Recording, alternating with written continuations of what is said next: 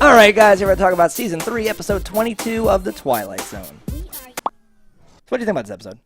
I don't know what I thought about this episode. I do like a classic player piano. Yeah, I like a nice scenery-chewing cast and all that stuff. I'm okay with that. So usually that's my thing. Is I'm like, I love the rants and the great monologues by characters. But in this one, I thought they highlighted them like a little too much. So like you have like what was that like Ethel or whatever like that dancing child girl was Marge. I was like, that's too much. So I wrote down she was large. Yeah, that's their joke, I'm sure. Yeah, no. So this, like, we get hung up sometimes about, like, what are the rules of this thing? How does this work and all that stuff? And it seemed like, I don't know, if, like, different people had different songs for them, or if the person playing had to pick the person. Yeah, I'm not sure. That's what didn't make sense, because eventually it got him, so, like, the rules seem... Up until the point where you actually had the piano playing in the house, I thought the episode was wonderful. I loved the shopkeep, like turning on a dime, his attitude. I loved their whole interaction, that weird like I'm rich, fuck you kind of attitude that guy had, and then how he behaved with his servants, his interactions with his wife. I was like, this guy's a douche. My favorite line was when his butler, when his Alfred is acting all happy, and he says something like, "Well, that can't be. I treat you atrociously." I was like, okay, dude, that's pretty good.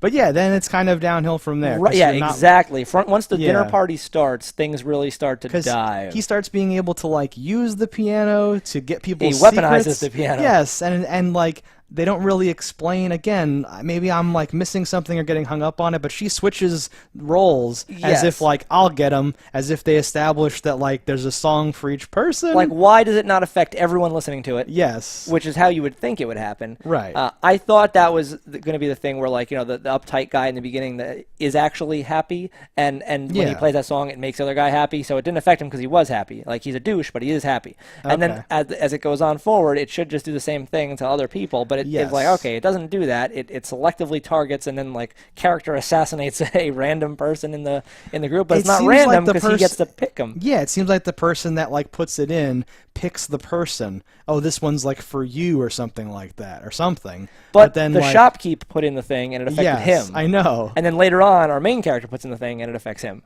So she puts it in, not him. Well, so whatever. He's the piano man. That's where I thought, like, okay, or something, but it doesn't really make sense because she also has to like switch the roles or something, as if it's his song. Once he becomes a whiny baby child, I was like, this is little. I like the idea of being destroyed by your own whatevers or something. No, it really wasn't. The idea of this is very cool, and I think if it were to affect the group, the whole party, like that could be even a fun party game. Like, all right, I'm gonna put on this child's record thing, and then everyone acts like children for 4 minutes, or okay, we're gonna blah blah blah. Everyone's sad, everyone's happy. Like that would be interesting. That's how things get going. You put on romantic music, things get a little wild. Exactly. Like if the piano were this like enchanted thing where whatever the mood of the song was, it would make you make you do that somehow. Yeah. Is that what they were going for? Well, he plays that happy, and that's what as I took it. No, he plays like that that like circus song, and then she admits that he's a cruel monster that tortures her, and she hates him. Right? It doesn't turn her into a carefree, right? But I don't know if that was originally a circus song. Yeah, but I think we may have adopted it. But it was picked as a circus song because it has that tone to it. I don't know if that's the admit you hate your husband. Well, what I mean is I don't know what that song is called. I don't know if everything was based on the name of the song. At points they did show the names, but I didn't actually read anything. That could be something. If that's actually called like a true obsession or like or whatever, like that would make more sense. And I did not research it or look it up. Title on the screen right here.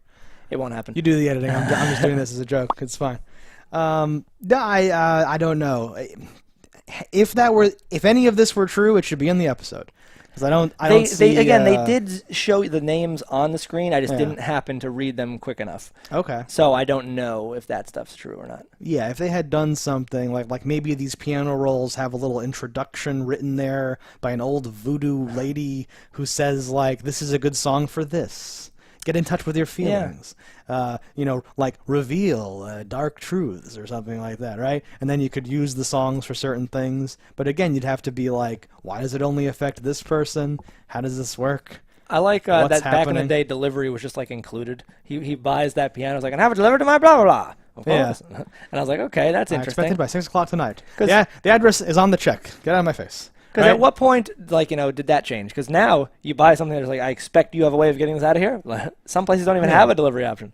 Well, yeah. I mean, the world used to be a different place. I know. It's a perhaps a better place. In some ways, the pianos were better.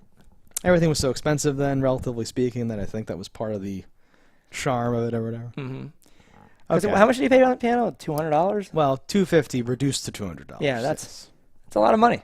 That would have made sense too if like the piano makes you think differently based on the song.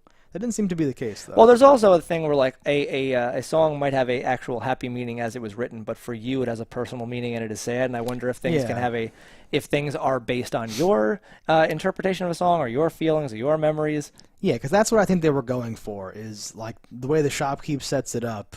It's kind of like in real life when you hear a song and it takes you to a different time and memories and like, oh, I was in love once. Oh yes, lovely, wonderful. And you're doing like whatever. Like if your wife died while Hanson was playing, you might be like, Mbop is actually a horror song. Like yes, those DJ scratches in the chorus, grate on my soul. Let's listen to Mbop. It holds up. It's really good. Okay.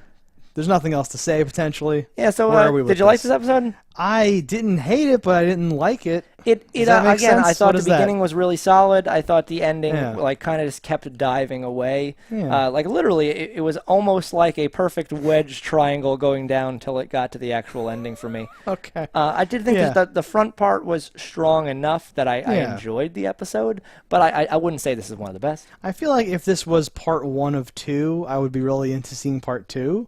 But I did not. Part 2, the wife wins the piano in the divorce, and it affects their life now. Something, right? I don't know. Where like this destroyed dude then has to put stuff together. Maybe starts playing songs for himself to do that. I don't know.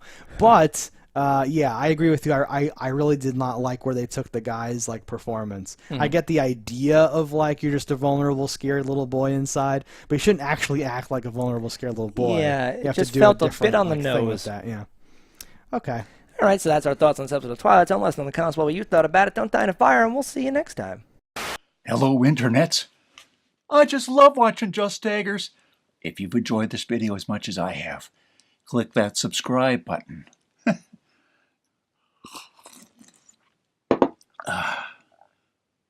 Peace out, homies.